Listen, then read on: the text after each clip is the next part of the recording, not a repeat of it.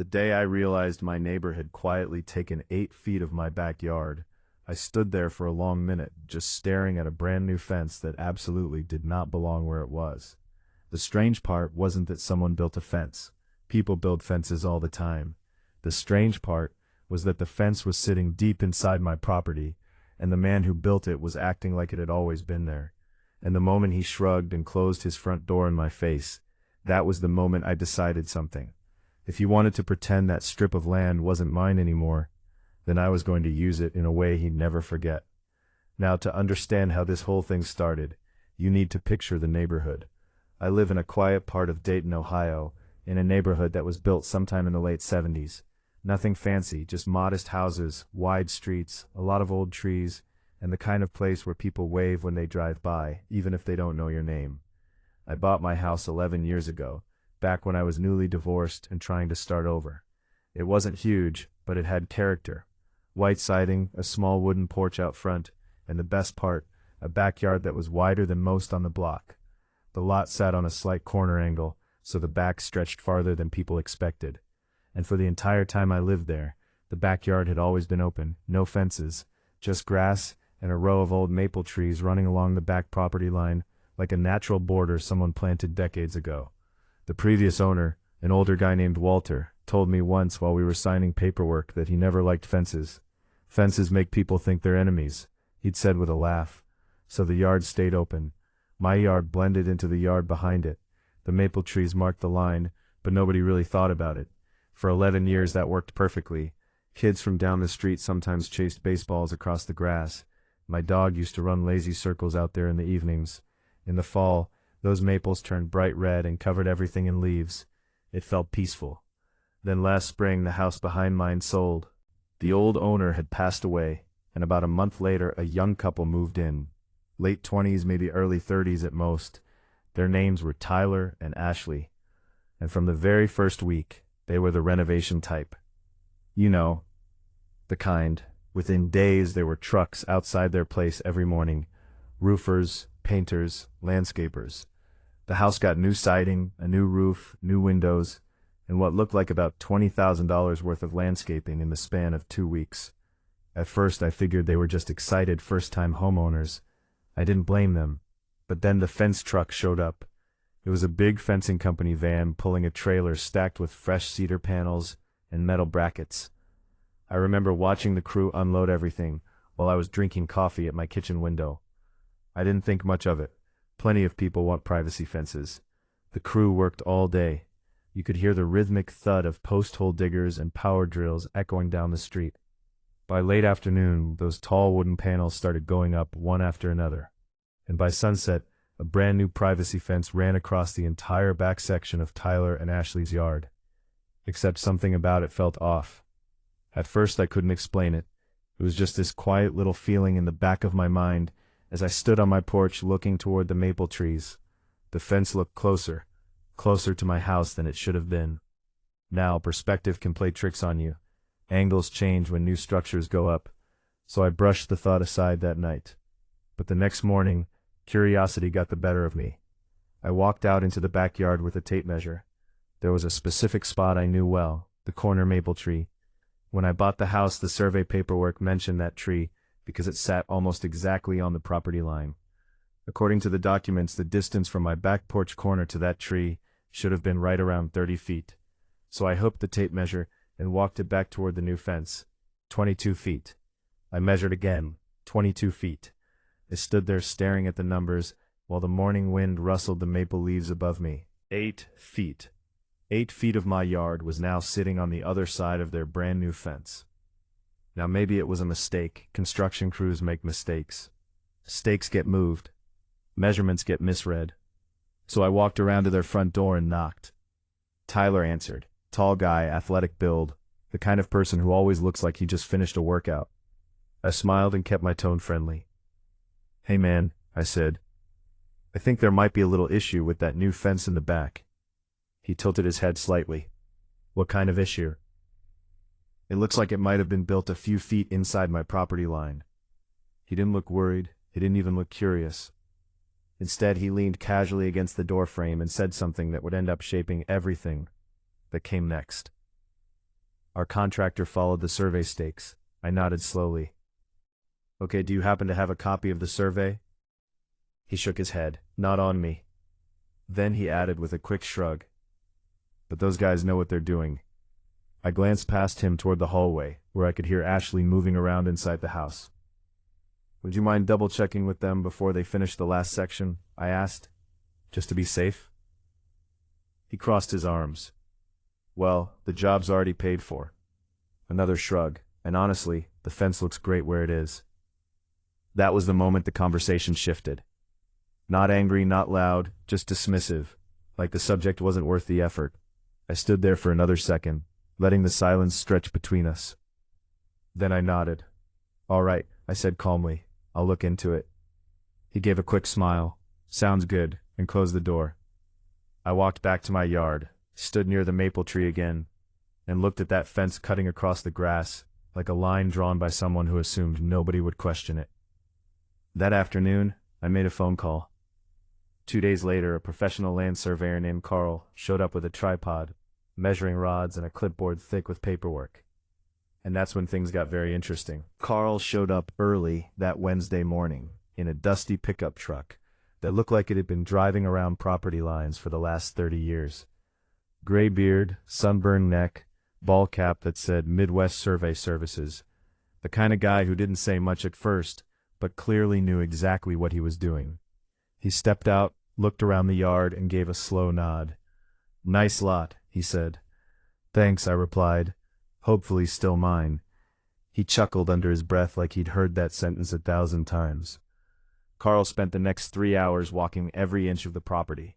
He set up his tripod, peered through measuring scopes, checked old markers buried in the soil, and referenced county records he had printed out on thick paper. While he worked, I mostly stayed out of the way, sitting on the porch with a cup of coffee and pretending not to watch every move he made. About halfway through the process, Tyler stepped out onto his back deck. He leaned against the railing, arms crossed, staring down at Carl like someone watching a mechanic work on a car they were sure didn't need fixing. Ashley joined him a minute later. She whispered something to him, and they both glanced over at me. Nobody waved, nobody said anything. The tension was quiet, but it was there. Around late morning, Carl walked over toward me, wiping his hands on a rag. Well, he said, I've got your line.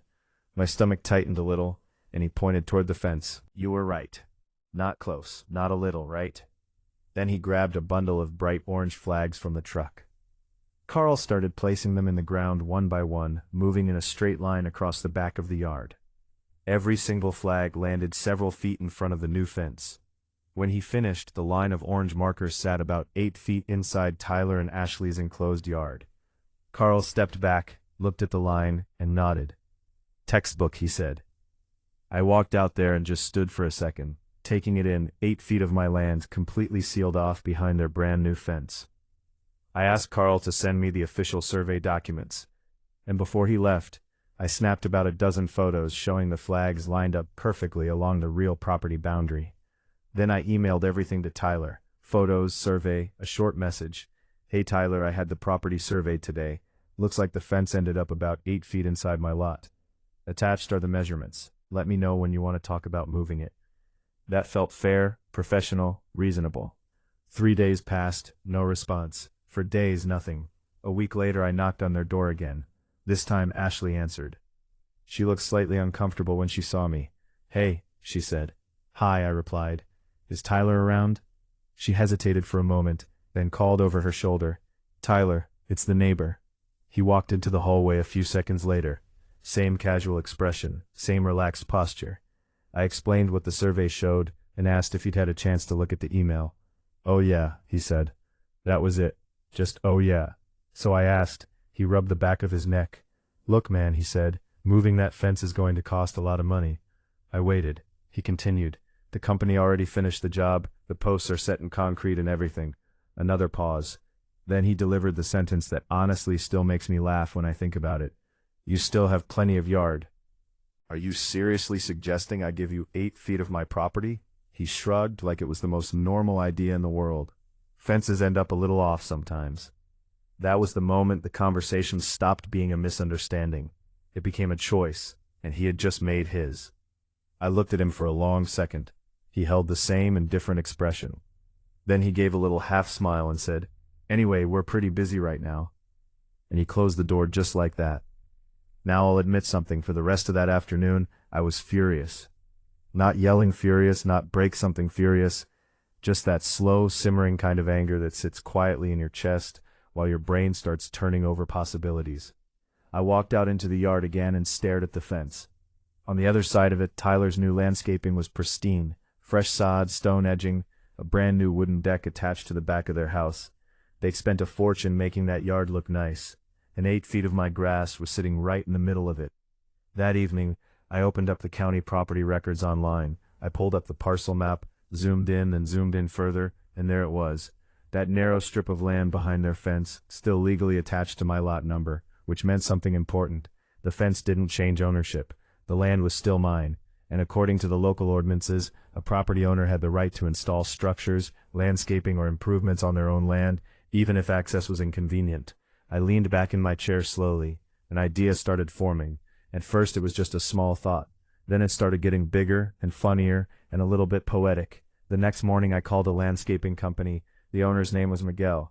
Great guy. Did a lot of work around our neighborhood. I explained the situation and asked him to come take a look.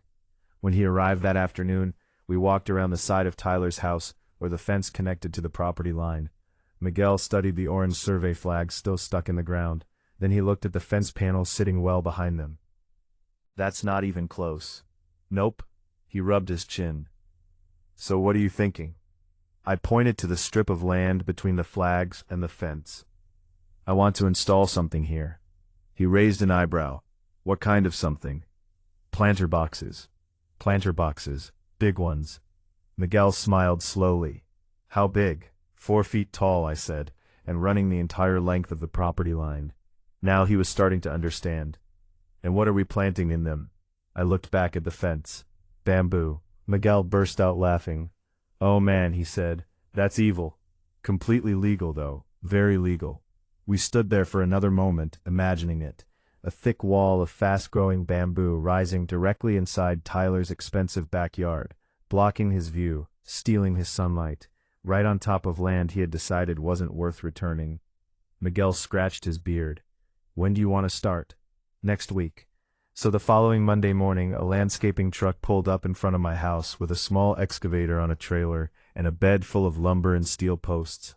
I stepped outside with a cup of coffee just as Miguel and his crew started unloading equipment. And right on schedule, Tyler walked out onto his deck. He leaned over the railing, looking confused. Ashley joined him a moment later. From where I stood, I could see both of their faces slowly trying to figure out what was happening. Miguel's crew carried the first steel post into the backyard. Then the excavator started digging holes, but not in my yard. Inside the fence, directly in the strip of land that technically belonged to me. I could practically feel Tyler's brain trying to process the situation from 30 feet away. It took him about 2 minutes before he finally walked down the deck stairs and headed toward the fence gate. He stepped into the yard where Miguel's crew was working. "What's going on?" he asked. Miguel looked up calmly. "You'll have to ask the property owner." Tyler turned toward me. I walked over slowly. "Music." "For what?"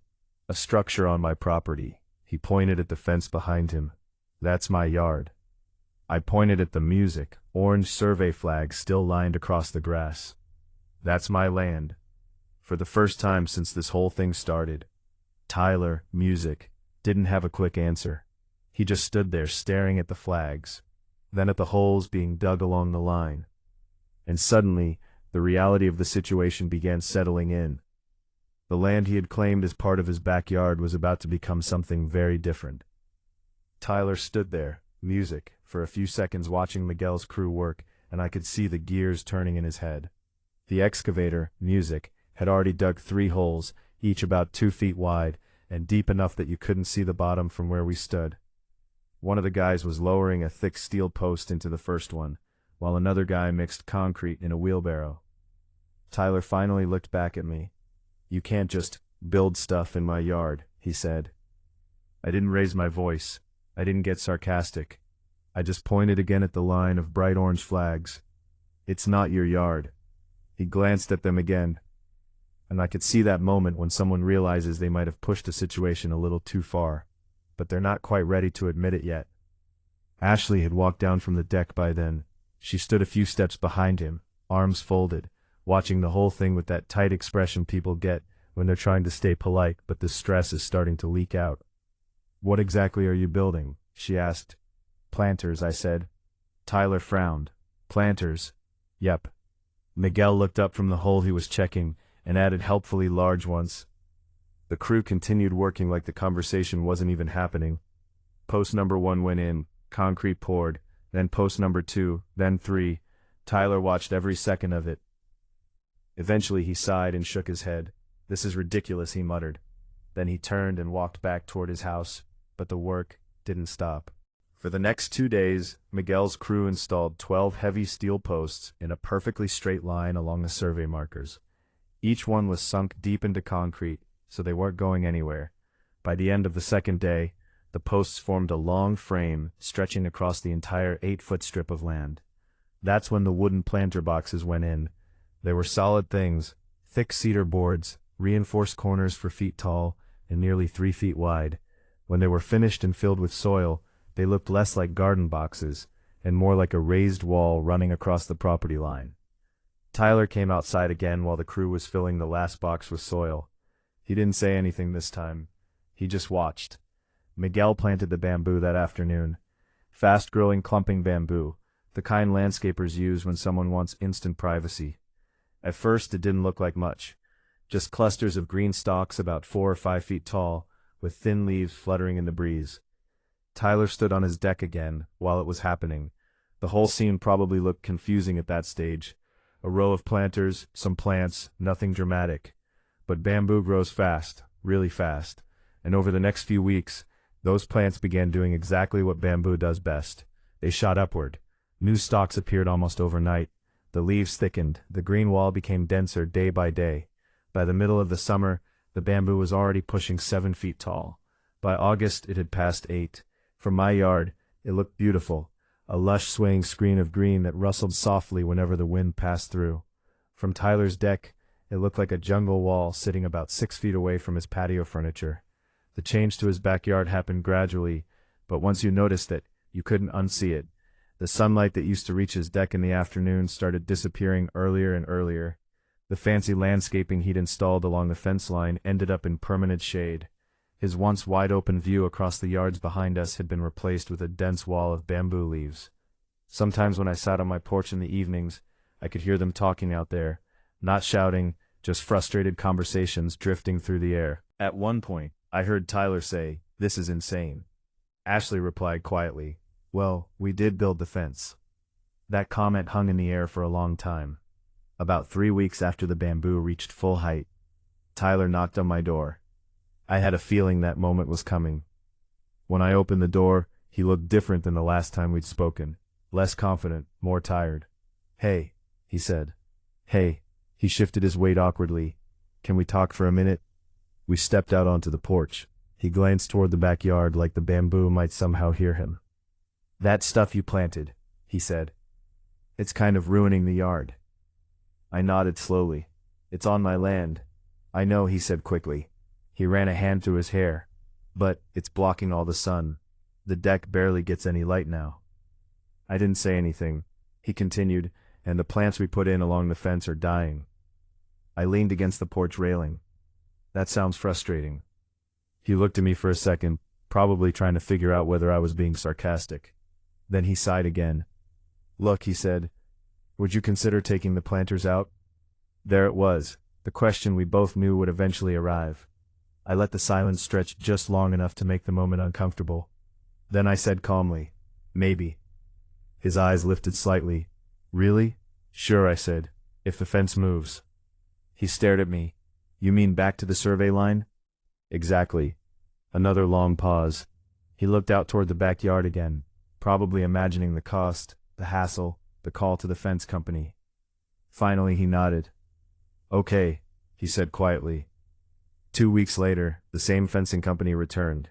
I happened to be in the kitchen when their truck pulled up. I walked outside with my coffee and leaned on the porch railing as the crews started dismantling the fence panel by panel.